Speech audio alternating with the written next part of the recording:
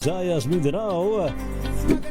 Magandang evening Luzon, Visayas at Kayong salamat sa inyong pagpaminaw, pagtanaw. Tumunog na ang gandingan para sa kalikasan. Ang itinanghal bilang Best AM Radio Program Host ay si Cesar Chavez para sa special on Saturday ng DZRH.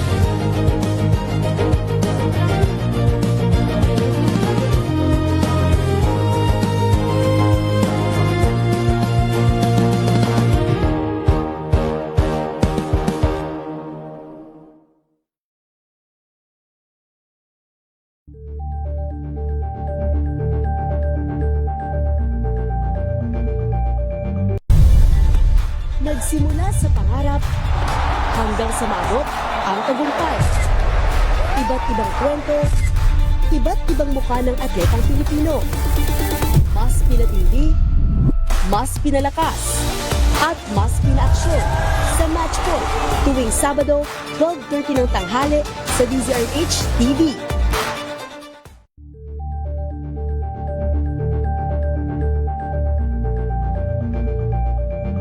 We've got you covered.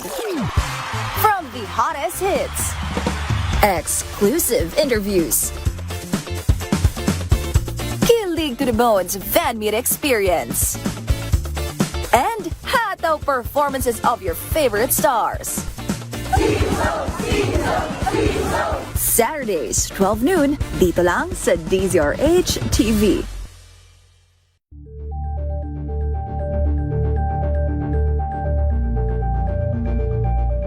Tambalang Anthony Taberna at Jerry Baha ang gigising sa inyong umaga dahil lalatay ang humahagupit na diskusyon at komentaryo Lunes hanggang Biyernes sa 2x2.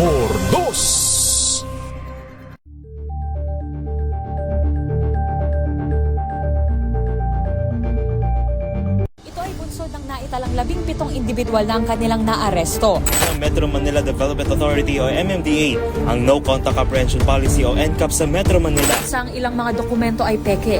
Hindi rin legal ang employment na ipinangako sa kanila. Sa mata ng batas, mananagot ang sangkot at may sala. Dahil sa bawat paglabag, may karampatang parusa. Alamin ang mga pananagutan sa likod ng mga bawal. Dito sa Hoy! Bawal yan, tuwing Sabado, alas 11:30 ng umaga. Dito lang sa DZRH TV. Luzon, Visayas at Mindanao. Ating isang oras na balita at talakayan ngayong araw hunang At ito linggo. ang programang Maynila, ito ang Pilipinas. Samahan po ninyo hanggang alas 9 ng umaga sa Isyong Pambayan. Giselle Ricafort. Naman si Edniel Paruso. Maraming salamat and of course sa mga sumama sa atin. Luzon, Visayas at Mindanao, programang ang galing mo daw. Isang kwento, iba't ibang anggulo. Muli ako po, si Art.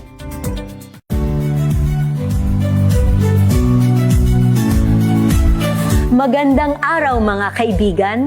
Ito po ang inyong balerina ng bayan, si Lisa Macuja Elizalde, na nag-aanyaya sa inyong samahan kami at ang aming mga espesyal na panauhin para sa kalahating oras ng masayang kwentuhan sa aming programang Art to Art, kung saan ang usapang sining at kultura ay para sa lahat. Huwag kaliligtaan, tuwing linggo, alas 3:30 ng hapon, dito lamang sa DZRH Radio, DZRH TV, at via online streaming.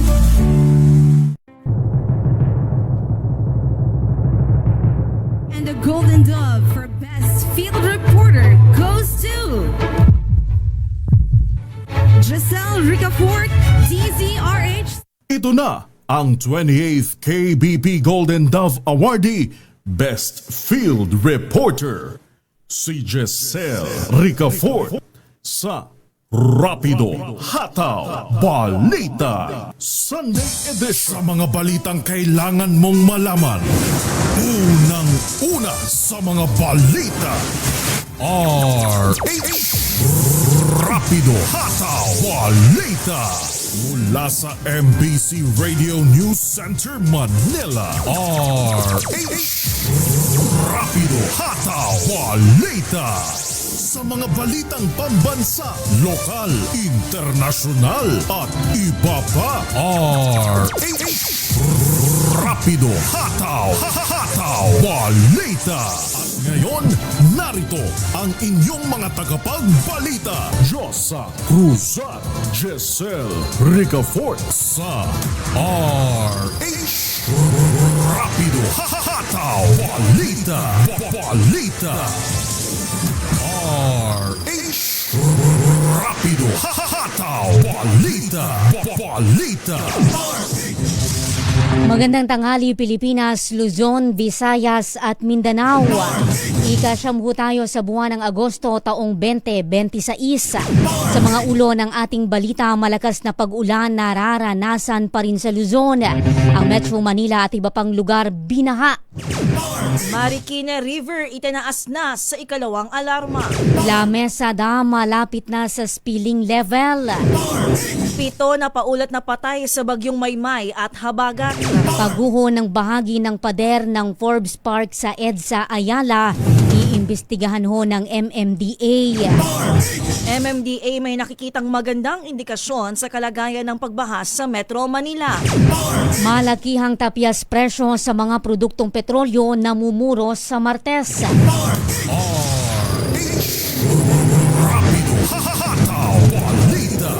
Balita. 10 minuto ho makalipas ang alas 12 ng tanghali, puntahan ho natin si RH5 Val Gonzales. Kumustahin ho natin yung mga komunidad sa paligid ho ng Marikina River na itinaas na sa ikalawang alarma ngayon. RH5 Val Gonzales. Val, babalikan natin mamaya yung update na yan mula ho sa Marikina River. Samantala, magkararanas pa rin ho ng malalakas na pag-ulan ng malaking bahagi ng bansa ngayong araw. Sa panayam kay weather specialist Veronica Torres, sinabi nito na hanggang ngayong araw ng linggo mararanasan yung peak ng malalakas na pag-ulan dahil sa habagat. Asahan umano ngayon ang monsoon rain, ang ibig sabihin tuloy-tuloy yung pag-ulan at paminsan-minsan lamang titigil. Ito ay iiral daw sa Ilocos Sur, La Union, Abra, sa Benguet, Zambales, Bataan at Occidental Mindoro. Habang occasional rain naman yung mararanasan sa Metro Manila, nalalabing bahagi ng Ilocos Region, nalalabing bahagi ng Cordillera Region, Nueva Vizcaya, Tarlac, Nueva Ecija, Pampanga, Bulacan, Rizal, Cavite, Batangas, Oriental Mindoro at Antique. Samantalang sabi ho ng Pag-asa, sa mga susunod na araw, masihina na yung ulan na mararanasan. Na mga 16 to 6.5. Tapos sundan mo lang ako.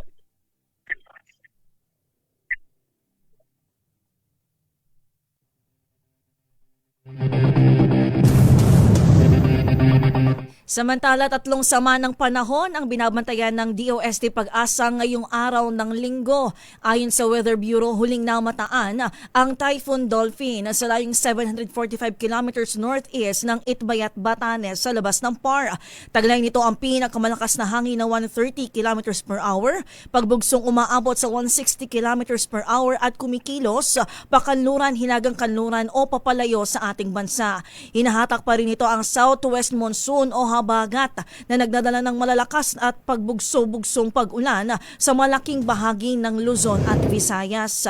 Samantala, 2 tropical depression ang binapantayan pa rin sa labas ng PAR. Ang isa ay huling namataan sa layon 3,415 kilometers east ng extreme northern Luzon, habang ang isa namang bagyo ay nasa 1,950 kilometers east ng extreme northern Luzon.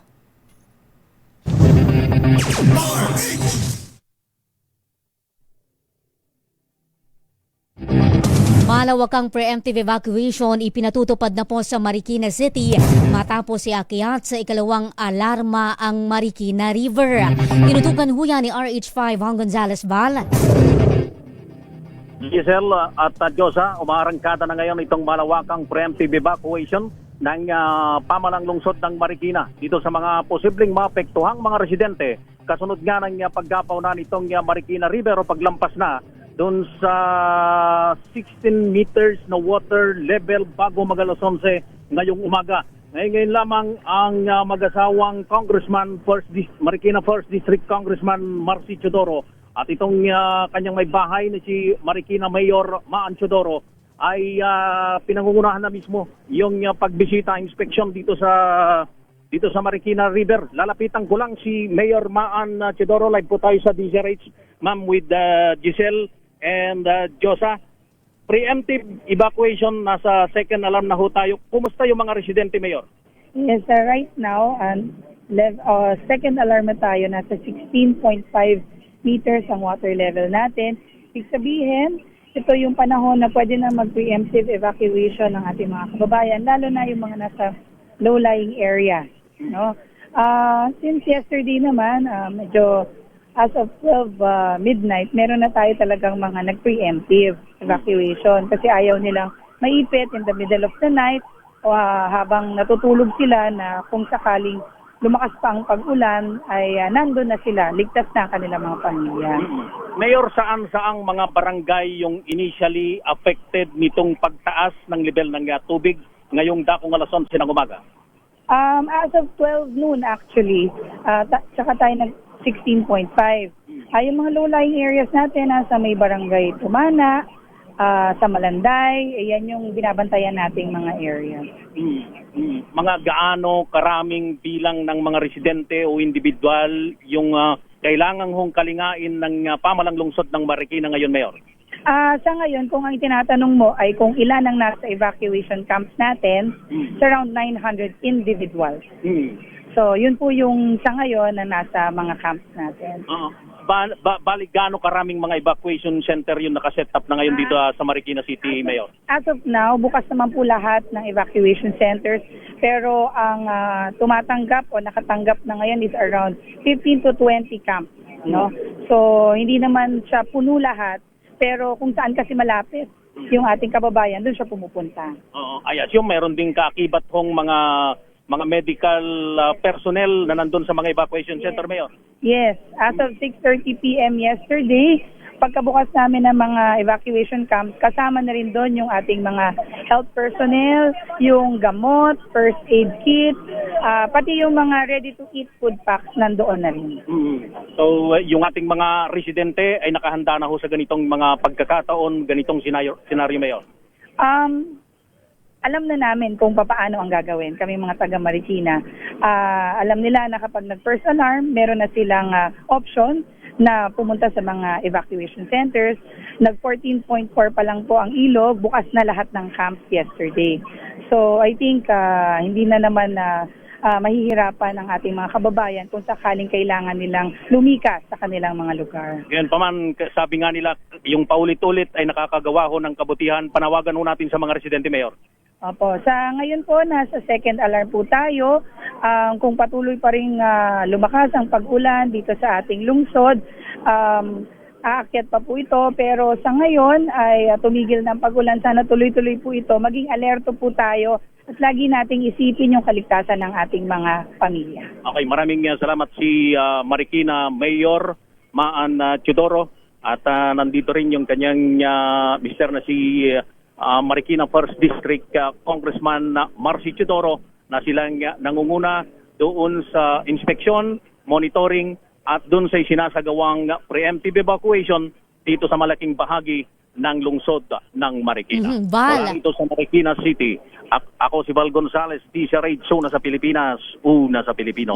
Val, may ilang mga katanungan lang kami dito ni Josa. Lalo't higit na hinihikayat sa Marikina, yung mga kababayan natin na naroroon sa low-lying areas, yung binabanggit ni Mayora kanina, may numero ba tayo na pinag-uusapan gaano karami yung inaasahan na ililikas ng mga residente ng Marikina City?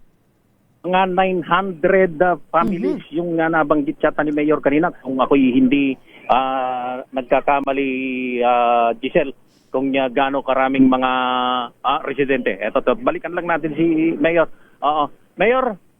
Mayor, gaano karami huuli yung mga residente? Tatanong lang yung ating anchor si Miss Giselle Ricafort kung gaano karami yung bilang na kailangang ilikas sa mga oras na ito. Actually, wala naman po tayong eksaktong bilang ng dapat lumikas. Pero ang numero na meron po kami ay yung mga nasa evacuation camp. It is around 900 individuals. At yung inyong mga tauhan sa barangay level ay sila ho yung direktang nandun sa ibaba? Lahat po ng operatives, interagency, ang PNP, BFP, pati po ang ating mga operatives ng ating lungsod, disaster risk reduction, yung engineering office natin, naka-deploy po silang lahat for immediate assistance, and as well as kung merong mga ididiklag na mga drainage, nagagawa po natin agad. So far, wala naman hong mga reported na isolated, Mayor? Na ano po? Na mga isolated na mga kabahayan o residente? Isolated na kabahayan, what do you mean by that? Yung hindi na ho mapasok dahil mataas na ho yung tubig. Wala pa naman po. Wala pa naman. Okay, maraming salamat muli sa Marikina City. Baka may karagdagang kapang-kapang na Giselle kay Mayor. Kapag ka ganito na, Mayora, pasensya na po, isang tanong na lang, kapag ma'am ganito na umaangat yung Marikina River, gaano karami po yung barangay na apektado sa Marikina City? Normally po, ang mga nasa low-lying areas natin ay itong barangay Nangka, Tumana, Malanday, some parts of Jesus de la Peña at Tanyong. Yun po yung mga binabantayan po natin. So, pero sa ngayon naman po, nakikita po natin na mga 2 o 3 barangay pa lang po ang nagsisimula po na magkaroon ng street flooding. Mayora, ang inyo na lang pong pagsiguro sa inyo pong mga kababayan na dun ho sa kanilang magiging sitwasyon sa mga evacuation center na inihanda po ng lokal na pamahalaan, sapagkat karaniwan na po sa ating mga kababayan kapag kinakailangang lumikas, palagi po silang nagdadalawang isip sapagkat bukod po sa maiiwanan nila yung kanilang ari-arian, ay hindi rin po nila alam kung ano yung kanilang magiging sitwasyon, kondisyon doon po sa evacuation centers.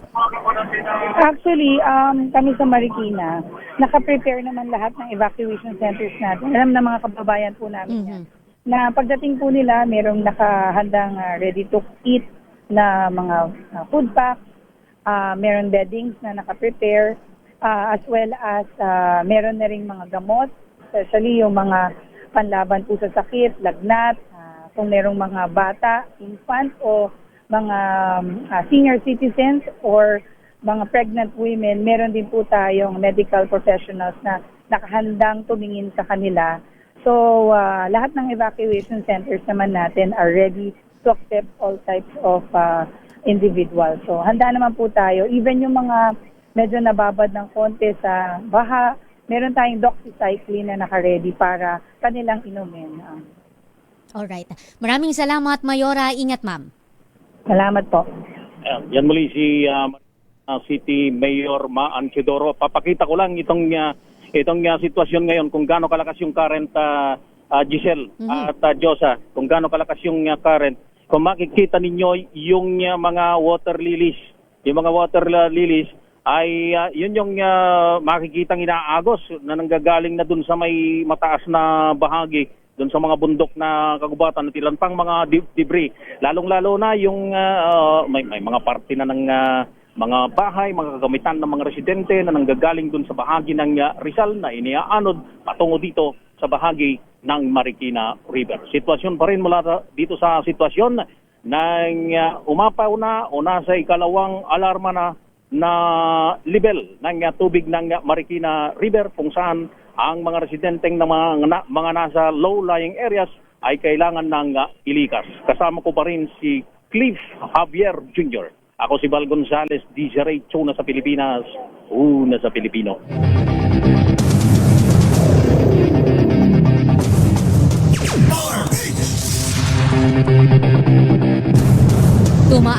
Tumaas na ho sa 7 ang bilang ng mga namatay sa magkakahiwalay na insidente ng pagkalunod at pagguho ng lupa dahil sa patuloy na malakas na pag-ulan. Kabilang sa nasawing biktima ang isang minor de edad na una nang naiulat na nawawala matapos mahulog sa ilog sa barangay Langlangka sa Candon City, Ilocos Sur. Natagpuan ang katawan nito noong Sabado ng umaga at idineklarang patay sa Candon General Hospital. Kabilang pa sa naitalang namatay yung mga biktima ng pagkalunod sa Luna, La Union at Alaminos City, Pangasinan, habang 2 yung namatay sa pagguho ng lupa sa isang kainan sa La Trinidad, Benguet. 2 rin ang magkapatid na namatay matapos tamaan ng bumagsak na tipak ng bato sa Rodriguez, Rizal. Samantala, 26,612 katao mula sa 8,366 na pamilya sa 172 mga barangay sa 17 bayan ng La Union ang apektado ng mga pag-ulan doon.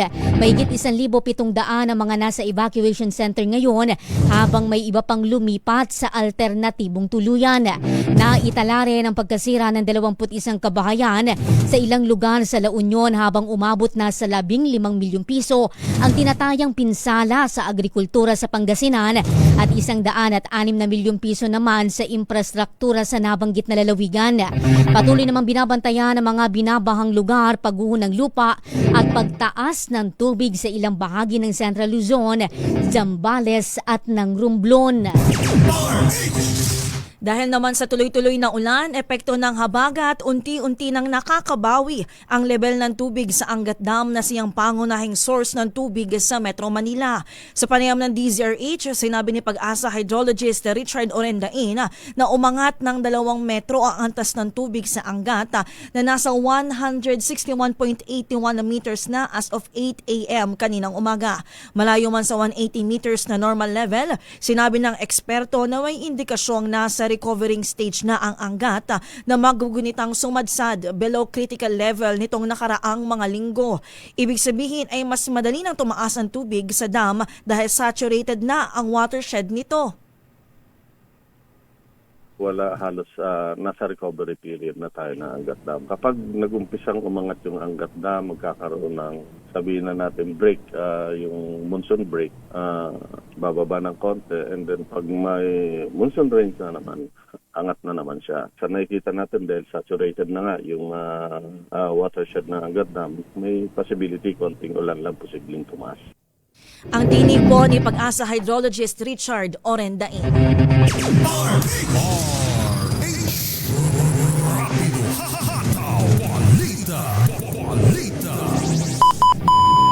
Pilipinas ang oras 12:26 ng tanghali.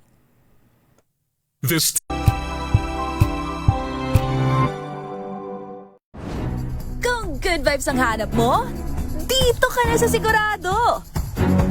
Mula sa mga istoryang nagbibigay ng inspirasyon hanggang sa mga kwentong may dalang solusyon.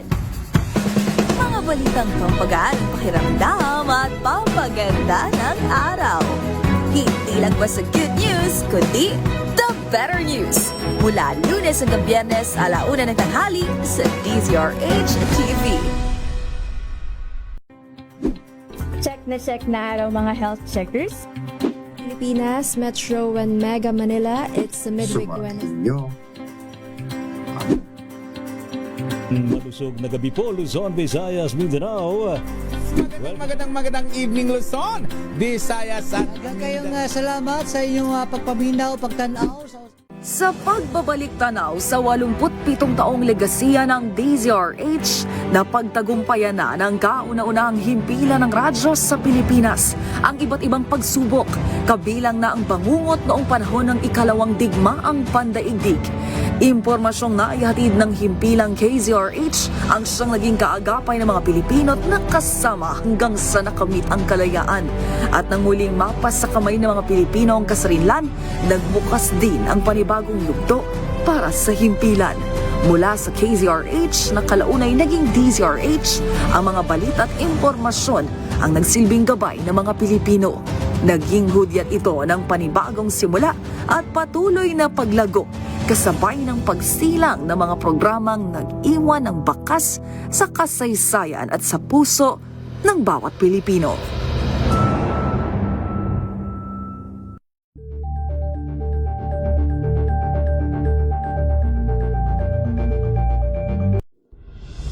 Tuloy-tuloy ang pagtulong, tuloy-tuloy ang pagseserbisyo at tuloy-tuloy ang balitaan kasama si May Binauhan sa Operation Tulong mula Lunes hanggang Biyernes.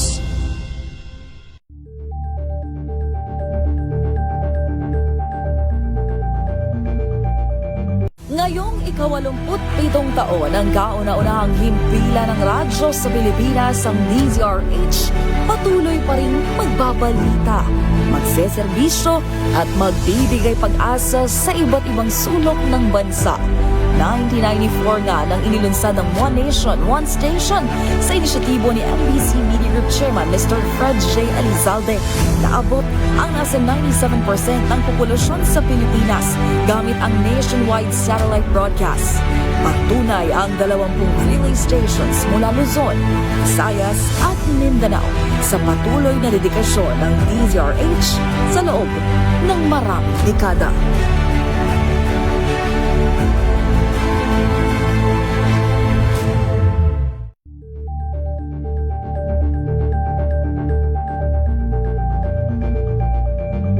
Maagang balitaan, maagang usapan sa mga issue at balita kasama si Kuya Angelo Palmones sa Magandang Umaga Pilipinas mula Lunes hanggang Biyernes.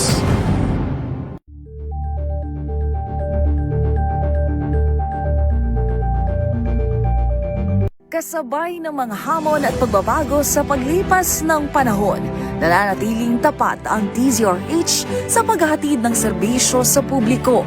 Mas pinalawak ang pagpapaabot ng balita at impormasyon, hindi lang sa radyo, kasama na rin ang telebisyon, live streaming at social media para ihatid ang mga kwentong makabuluhan at napapanahon saan ka man naroroon.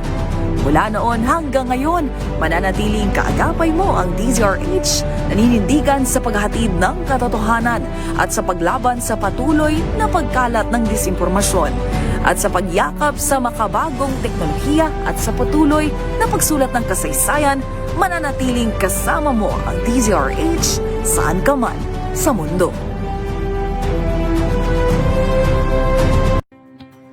Luzon, Visayas at Mindanao. Isang oras na balita at talakayan ngayong araw hunang At ito linggo. ang programang Maynila, ito ang Pilipinas. Samahan po ninyo hanggang alas 9 ng umaga sa Isyong Pambayan. Giselle Rico-Fort. Naman si Edniel Parroso. Maraming salamat and of course sa mga sumama sa atin. Luzon, Visayas at Mindanao, programang Ang Galing Mo Daw. Isang kwento, iba't ibang anggulo. Muli ako po, si Art. Dulot na matimbing sakop.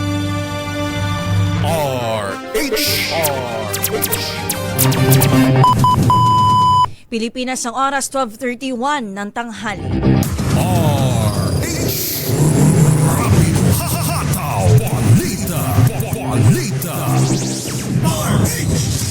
₱31 milyong nirelease na pantulong sa mga nasalanta ng patuloy na pag-ulan sa La Union. Detalye RH12, Manang Milky Rigunan, Manang Milky. Giselle at Jos, nasa 31 million pesos ang nirelease sa unang distrito ng La Union dahil sa tuloy-tuloy na mapag-ulan sa hinang habagat. Ang House Deputy Speaker Paulo Ortega de Fis, ang pondo ipapamahagi sa mga lokal na mga opisyal ng La Union depende sa epekto ng baha sa kanilang mga nasasakupan. Sabi ni Ortega, simula Hulyo, pinalakas ang kanilang disaster contingency measures kung saan pinakikilos ang 20 local government units lalo na ang pagmonitor sa mga lugar na madaling magbaha, prone sa landslide at storm surge. Anya maaari rin na ipamahagi ang mga food packs sa mga evacuation center habang marami pa ang pagdadala sa mga lugar na naapekto ng habagat. Samantala, natin naman ang direktiba ni House Speaker Faustino D. III sa mga mambabatas na apektado ng habagat na i-report ang kanilang sitwasyon para agad na maiparating ang tulong mula naman sa Kamara. Ako si Milky Rigunan, nagulat para sa DZRH, una sa Pilipinas, una sa Pilipinas. Matinding pagbaha at landslide idinulot ng malakas na buhos ng ulan sa Bataan. Sitwasyon mula sa lalawigan, nandoon si RH37, Dani Kumilang. Dani. Giselle, patuloy na binabayo ng ulan ang Bataan ngayong Agosto 9, 2026 na nagdulot nga ng pagbaha, pagguho ng lupa at pagbara sa ilang kalsada sa Bataan. Binaha ilang mababang lugar sa Hermosa, Bataan, kabilang ang Santo Cristo, Almacen, Santo Niño, RTE Street, Manalo Beach at Purok 6. Nakatabay naman ang mga evacuation center sa Barangay San Pedro para sa mga kailangan lumikas dulot nga ng baha. Sa bayan ng Dinalupin, hindi na madaanan ang Suberbiñas dahil sa mataas at baha din ang ilang barangay dito habang pansamantalang sarado sa mga motorista ang Tikip Road sa Limay matapos ang landslide. Pinapayuha ng ibang motorista na maghanap muna ng alternatibong madaraanan nila. Samantala, bumagsak ang isang puno sa barangay San Jose, Balanga City at tumama ito sa nakaparadang sasakyan. Agad itong inialis sa tulong ng mga responder ng barangay. Sa barangay Palian Hermosa, nagsagawa rin ng paglilinis sa mga bara, daluyan ng tubig baha. Dahil sa patuloy na sama ng panahon, ipinagbabawal muna ang pagpalaot at ang isda sa Limay. Pinapayuhan ng publiko na umiwas sa baha at landslide prone area, manatiling alerto at lumikas agad kung kinakailangan. Kaligtasan ng unahin, huwag hintayin lumala ang sitwasyon. Dani Kubilang, RH37, DZRH, una sa Pilipinas, una sa Pilipino.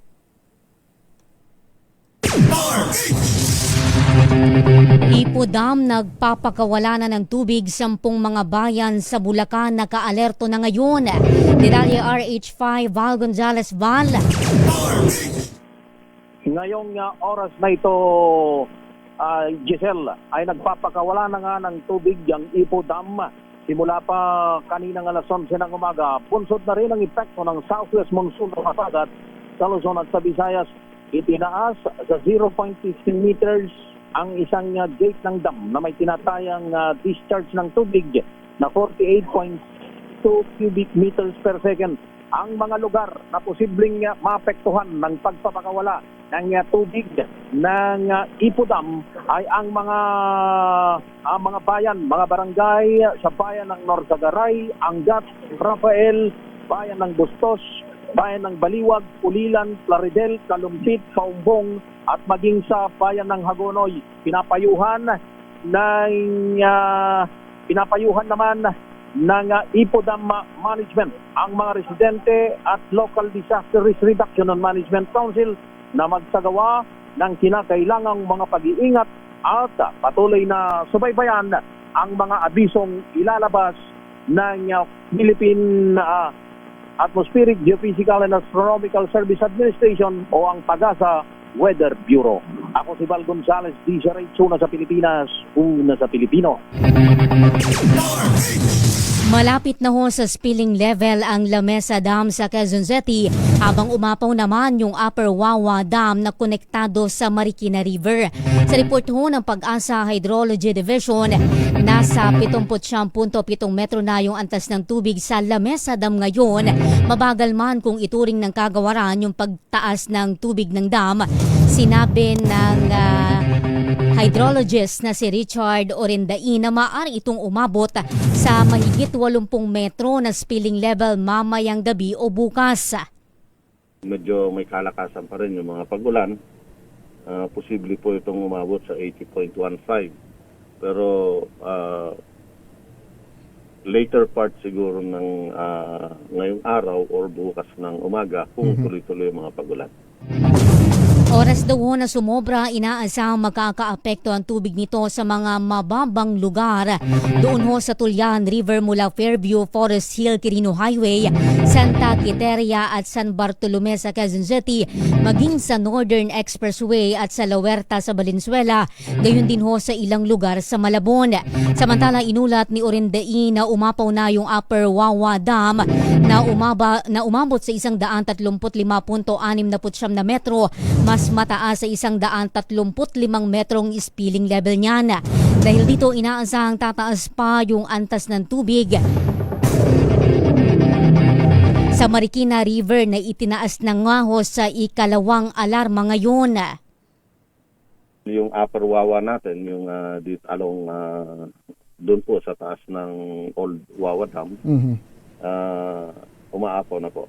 Sa kasalukuyan, yung monitoring natin dito sa Marikina River is halos unti-unti lang naman yung mga pagtaas ng level ng tubig along Marikina River.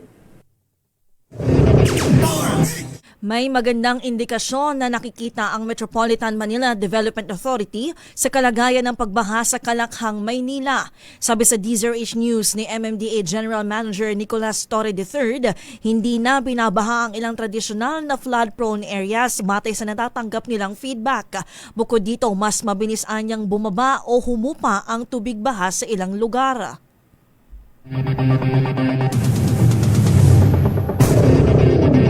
mga feedback na tayong nakikita, no? Na yun nga, ang sabi ng mga kababayan natin, yung mga traditional na mga dating binabaha ay hindi na ngayon nababaha. So, ito ay magandang indication, pero we really cannot pat ourselves in the back at tuloy-tuloy pa rin ang trabaho natin. At ang isang maganda lang ngayon na nakikita natin sa may mga baha pa rin na areas ay mabilis bumaba at humupa ang tubig. Basta tumigil ang ulan, bumababa kaagad ang tubig. Ayon kay Torre, kabilang pa rin ang basura sa mga dahilan ng malalang pagbaha sa Capital Region. Una, nakikita natin, medyo malakas talaga ang ulan. At pangalawa talaga, ito, disiplina na naman. Since kagabi, walang tigil ang ating mga uplan manananggal. Walang tigil yan sa kare-responde sa kung saan may baha, hanap ng inlet at clearing ng inlet. Kasi ang nakikita natin talaga, pag nabarahan ng inlet, dito talaga ang nagsisimula ang napakalaking problema kasi hindi nakakapasok kaagad sa drainage ang ating ang tubig na supposedly ay dadali na lang kaagad sa major waterways. Ayon pa kay Torre, nakikipag-ugnayan na ang MMDA sa pulisya at mga barangay kaugnay ng posibleng pananabotahe sa mga drainage system para sa sadyang bumaha. Nag-coordinate tayo sa ating mga barangay at sa ating kapulisan para matigil ang ganitong mga aktibidades. At lately naman nakikita natin ay wala naman. Pero ang meron lang talaga na hindi pa rin nawawala, yung nagtatapon ng basura sa hindi dapat pagtapunan, lalong-lalo na yung mga malalapit sa mga drainage inlet. At meron na ako pinost sa Facebook ko, personal na Facebook ko, na at saka sa MMDA Facebook namin. Ipinopost namin yung mga taong nahuhuli namin dyan. Hindi naman sila personally ma-identify, pero at least malaman nila na seryoso talaga ang gobyerno sa pagbabantay ng mga aktibidades na ito. At sila ay napaparusahan na pupunta sa kanilang mga bahay at nabibigyan ng notice of violation. Iimbestigahan ho ng Metropolitan Manila Development Authority kung kaninong proyekto yung gumuhong pader ng Forbes Park sa EDSA Ayala Northbound. Sabi sa DZRH News ni MMDA General Manager Nicolas Torre III, kabilang din sa sisilipin nila kung proyekto ba ito ng pamahalaan. May ginawaan niyang mga enhancements sa nasabing pader nang wala sa disenyo kaya hindi kinaya ang ulan. Lumalabas, sabi ni Torre, na double wall ito pero ang matibay lamang yung internal na hindi nagiba nitong Sabado. Ang tingin natin doon, may mga enhancement, may mga extension na ginawa na wala na sa design. Kung tuloy-tuloy ang ulan at nag-absorb ng maraming tubig, hindi niya kinaya. Wala na sa design eh.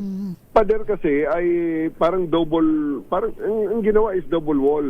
May external na mas mataas, tapos sa loob mismo nung kabahayan doon sa loob ay internal na medyo mas mababa pero mas matibay. Kaya naiwan pa rin yung wall na yon.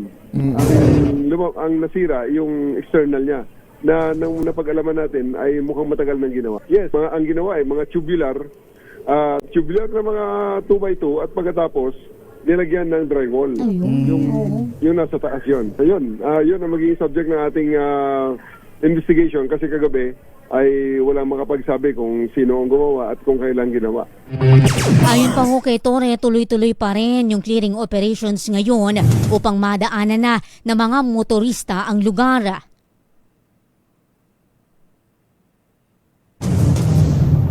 Ongoing po ang ating clearing operation. Malaking trabaho yun At kagabi, emergency palliative care.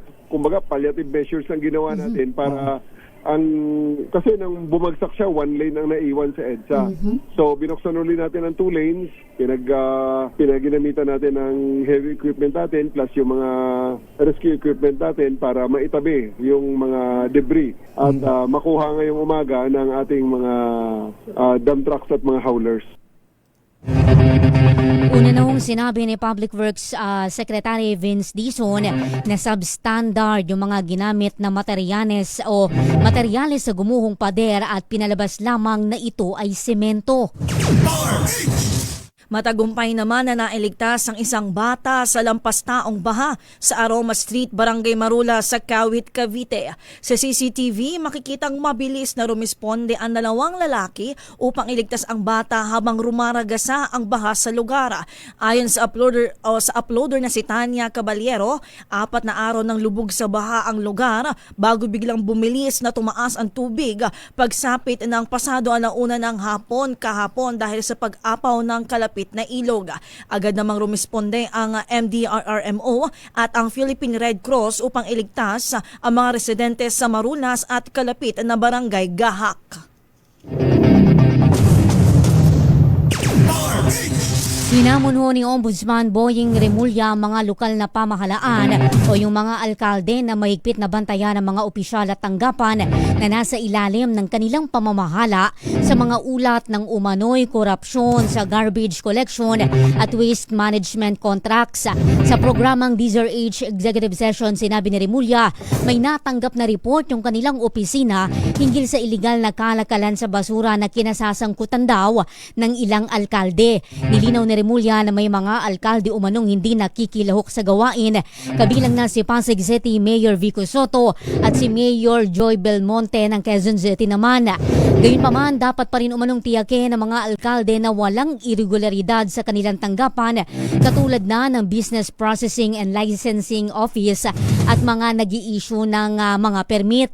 Hinimok din ho ni Remulla yung ating mga kababayan i-report daw sa Ombudsman yung anumang katiwalian, kabilang na yung mga insidente ng umano'y pagtanggi sa mga business permit. Yung mga opisina, Yan. Business Processing Licensing Yan, Office, yan. nagbibigay ng Permitting. occupation and Office of the building official. official, OBO. Lahat yan, checkin nyo. You should be aware of people under you who are committing shenanigans. Na naghahanap buhay. Ito challenge ko sa kanila. At saka sa taong bayan. Kung may reklamo kayo sa mayor, kung sa nangyayari sa mayor, o kaya sa bayan na nag-a-apply kayo ng lisensya, ireklamo nyo sa mayor, furnish sa copy. Tama. Tapos, para immediate. i-furnish nyo rin ng copy ang ARTA para magkaalaman kung sino kikilo sa amin. Tama.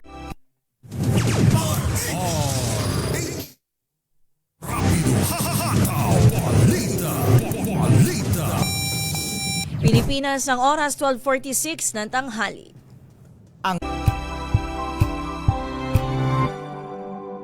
Kaguluhan sa San Jose National School, Tacloban City matapos maganap ang isang insidente ng pamamaril.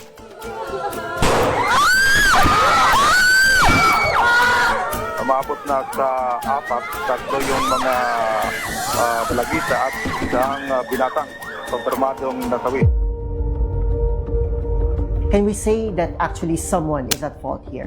I think definitely there will be people at fault. So number one, I think just to put it out there talaga, yung mga adults surrounding the child, the fact that they were able to get access, na may access sila sa barel. Eh yung bata na yan, nakamatay yan eh! Nakamatay yan! Nakamatay yan ang tao! So ano? Ibababahay pag-asa lang yun? I think walang may isang sagot kung paano talagang bibigay yan. Kasi, of course, we can imagine all these parents are probably feeling I can never forgive. Hindi ko kayang ipagpatawad o magpatawad sa mga taong ito kahit mga bata pa to. And karapatan nila maramdaman yun. Instead, mas palakasin, mas palalimin pa ang ating mental health services, ang ating community mental health services, ang ating family development services.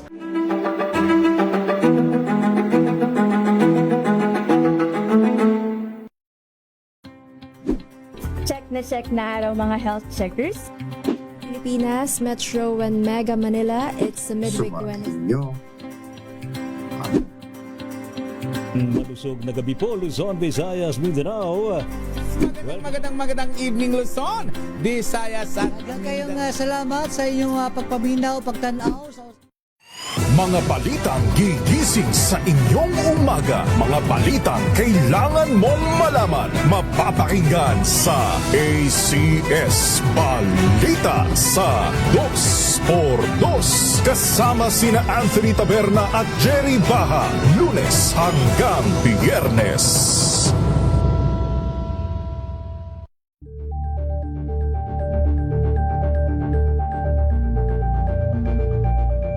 Alamin ang mga maiinit na isyung pambayan, mga balitang kailangan mong malaman, usapin sa pamahalaan, politika, ekonomiya at kabuhayan. Ito ang mga dapat mong malaman, pakialaman at pag-uusapan dahil kayo ang tinig ng mamamayan dito sa Damdaming Bayan.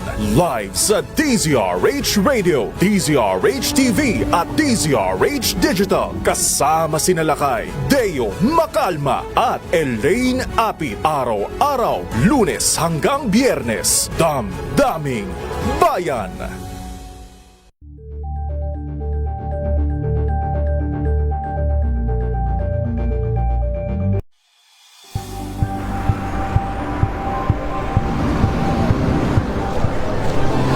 Ating mga eksperto dito lang sa Expert Opinion. Ito ang The Better News. TNDS. Trending and Isang kwento, iba't ibang anggulo. Dito sa Point. Bawat pananagutan ating tatalakayin dito sa Hoy. Bawal yan. Pilipino, dito lang sa DZRH. Matchable entertainment and lifestyle. Ito ang MBC TV Network News. Una sa Pilipinas, una sa Pilipino.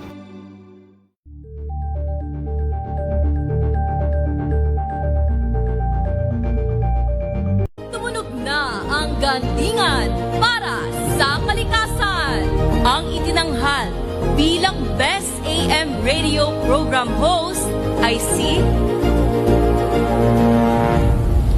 Cesar Chavez para sa special on Saturday ng DZRH.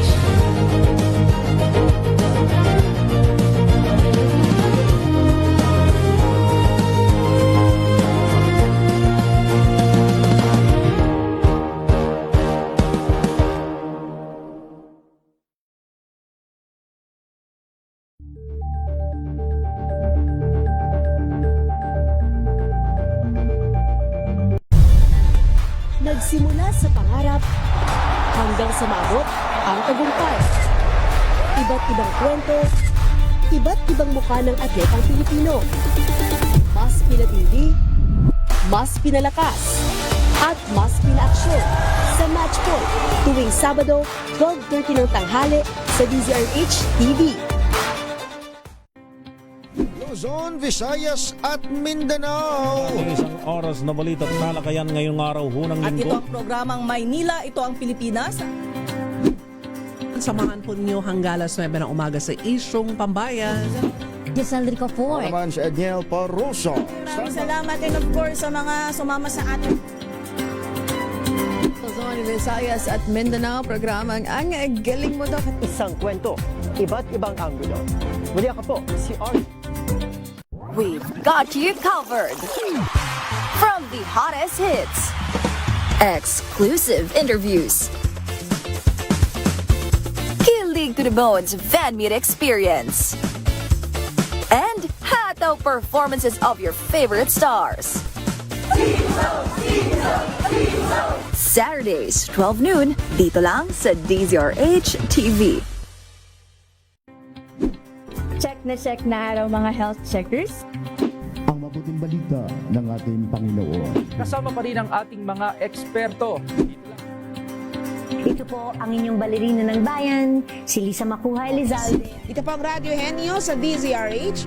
Una po ng isang magandang Tambalang Anthony Taberna at Jerry Baha ang gigising sa inyong umaga dahil lalatay ang humahagupit na diskusyon at komentaryo Lunes hanggang Biyernes sa 2x2.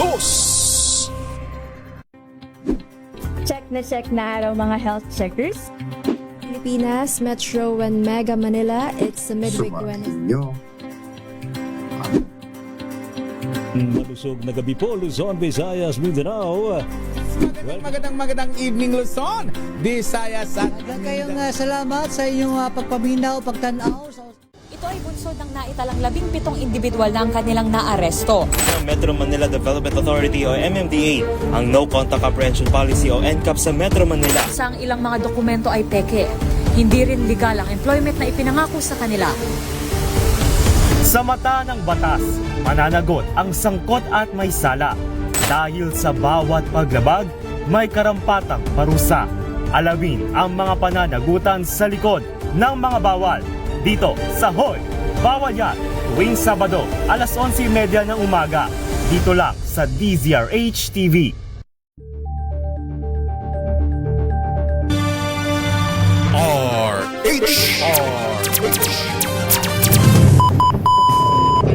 Pilipinas ang oras 12:53 ng tanghali.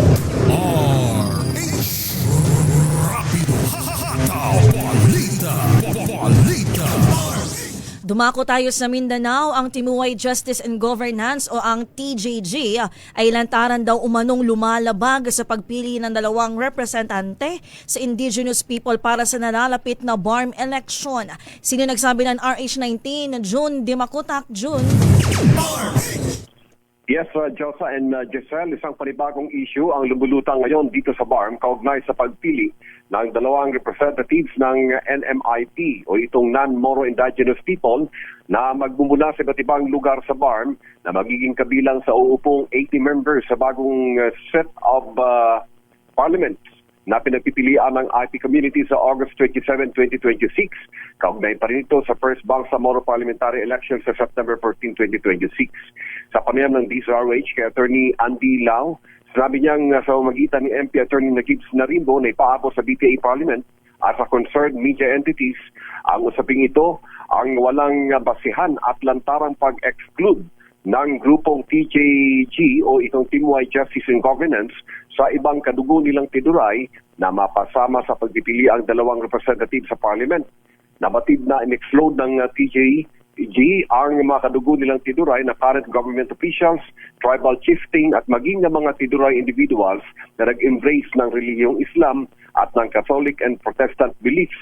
Ay naman kay Froiline Mendoza, Member of Parliament for Non-Moro IP, wala umano sa customary laws ng NMIP ang ipinaiiral na ito ng TJG. Hindi umano makatarungan ang naging batayan ng TJG na sinasabi nilang karapatan umano nilang magdetermine ng kanilang ground rules sa selection ng 2 IP's representatives sa parliamentary na nakabatay lamang sa kanilang kagustuhan. Ayon pa rin kay Attorney Andy Lau, hindi nila maaaring dagdagan o bawasan ang mga existing laws ng Bangsamoro Electoral Code at ang nakasaad sa CAB at DOL. Ayon kay Attorney Andy Lau, bilang pagsunod sa mandato mula kay Member of Parliament, Deputy Majority Floor Leader Attorney Nagib Narimbo, sisikapin nilang ma-file ang TRO sa COMELEC National Law Department bago sumapit ang August 27, 2026 ang Intertribal Assembly. Mula sa napakainit na panahon ngayon sa Central Mindanao, RH19, June Dimakutak, DZRH. Una sa Pilipinas, una sa Pilipino. Binahaho yung ilang mga lugar sa Metro Manila nitong Sabado kasabay ng halos walang tigil na mga pag-ulan. Kabilang ho yung ilang lugar sa Quezon City, sa Pasay City, sa Parañaque City, at ilan pang bahagi ng Kalakhang, Maynila.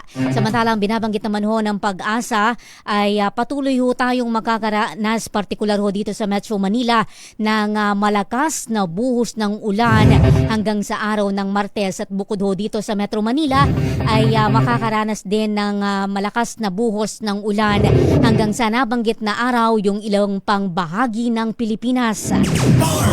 Patuloy naman ang pagtugon ng DSWD sa pangangailangan ng mga residenteng apektado ng baha at pagguho ng lupa dulot ng tuloy-tuloy na pag-ulan. Sa CAR o sa Cordillera Administrative Region, naghatid ang DSWD Field Office ng family food packs, gamot, hygiene kits at tulong pinansyal sa mga pamilya sa Benguet at sa Mountain Province. Ilang bahay ang nasira dahil sa soil erosion sa mga barangay ng Dakudak at Atsu sa bayan ng Tadyan. Aabot naman sa higit 1,000 pamilya sa San Fernando, La Union ang nakatira ng family food packs, ready-to-eat food boxes at sleeping kits para sa mga pansamantalang nananatili sa evacuation centers. Pinayuhan ng DSWD ang mga residenteng matinding naapektuhan ng masamang panahon na makipag-ugnayan sa LGU o mga opisyal ng barangay para agad ma-assess ang kanilang sitwasyon at matukoy ang angkop na tulong. Daan-daan hong pasahero at mga sasakyan ang stranded sa mga pantalan dahil sa masamang panahon. Batay ho sa monitoring ng Philippine Coast Guard, higit 500 pasahero, halos 200 rolling cargo at 16 na sasakyan yung stranded sa mga pantalan sa Western Visayas, Bicol, Southern Tagalog at gitnang o Central Visayas. Nasa 20 barko naman yung pansamantalang sumilong sa mga ligtas na lugar habang patuloy ang malakas na pag-ulan. Kanselado ho ang biyahe ng mga barko, lalo na ang mga maliliit na sasakyang pandagat sa ilang pantalan dahil sa malalaking alon. Sa iba pang mga balita, ipapasabina ng National Bureau of Investigation ang 4 na abogadong konektado umano sa honey trap plot laban kay Executive Secretary Ralph Recto. Ayon kay NBI Director Melvin Matibag, bahagi ng isang law firm sa Ortigas, Pasig City ang 4 na abogado. Sila umano ang tumulong sa mga babaeng kinontrata ng isang talent manager na umano'y kinuha ni na dating Cabinet Secretary Jing Paras at Batangas 1st District Representative Leandro Leviste upang idiin si Recto sa human trafficking at illegal drugs. Pagbubunyag ni Matibag, galing din sa parehong law firm ang mga legal counsel ni Leviste, bagay na maituturing umanong red flag. Kasadong i-issue ang sabpina bukas para sa pagpapatawag sa mga abogado sa August 14.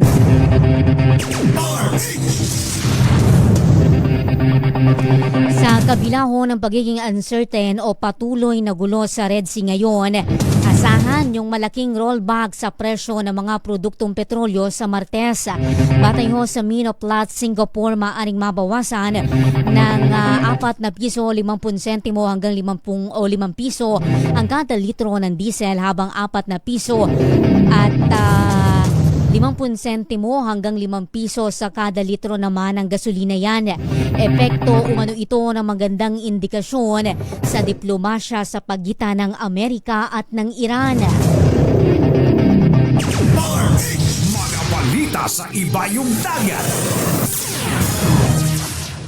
British Columbia isinailalim sa state of emergency dahil sa malawakang wildfire. Report ni Don Carlos. Don? Diyosa, isinailalim na sa state of emergency ang British Columbia dahil sa libo-libong katao na ang naapektuhan ng mabilis na paggapang ng wildfire sa kanlurang bahagi ng Canadian province. Sinakop na ng apoy ang halos 10,000 hektarya sa buong magdamag, dahilan para palikasin ang higit 20,000 mga residente. Naapektuhan din ng apoy ang ikalawang pinakamalaking wine-producing area sa British Columbia. Ayon sa state media, tila nanmula sa tama ng kidlat ang apoy at pinalala pa ng matinding init ng temperatura at human activities ang dahilan ng wildfire. Sa ngayon, marami ng bayang nadamay. Wala na rin supply ng kuryente at tubig sa lugar, habang hindi pa masabi sa ngayon ang kabuang pinsala dahil sa patuloy na inaapula ang sunog. At yan ang balita mula sa ibayong dagat. Ito si Don Carlos ng DZRH. Una sa Pilipinas, una sa Pilipino. Mga balita sa ibayong dagat. Balikan na ho natin ang mga ulo ng ating balita. Malakas na pag-ulan nararanasan pa rin sa Luzon, Metro Manila at iba pang lugar binaha. Marikina River itinaas na sa ikalawang alarma. La Mesa Dam malapit na ho sa spilling level. 7 na paulat na patay sa bagyong Maymay at Habagat. Paguho ng bahagi ng pader ng Forbes Park sa EDSA Ayala, iimbestigahan ng MMDA. MMDA may nakikitang magandang indikasyon sa kalagayan ng pagbaha sa Metro Manila. Malakihang tapias presyo sa mga produktong petrolyo namumuro sa Martes.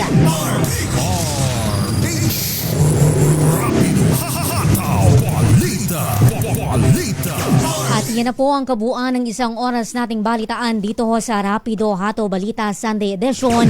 Kami po ang inyong mga nakasama. Ako po, Giselle Ricofort. At ako naman, Josa Cruzat.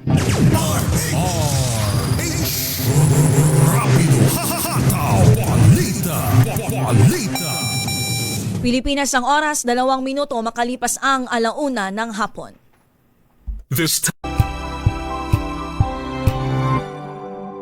Curious ka ba sa maraming bagay? Kami na ang bahala dyan. Aalamin, tutuklasin at bibigyang linaw namin ang mga katanungang bumabagabag sa inyong isipan. Sa programa kung saan ang bawat sagot ay galing lamang sa mga eksperto. Ang Experts Opinion, tuwing linggo 3:00 ng hapon, dito lang sa DZRH TV.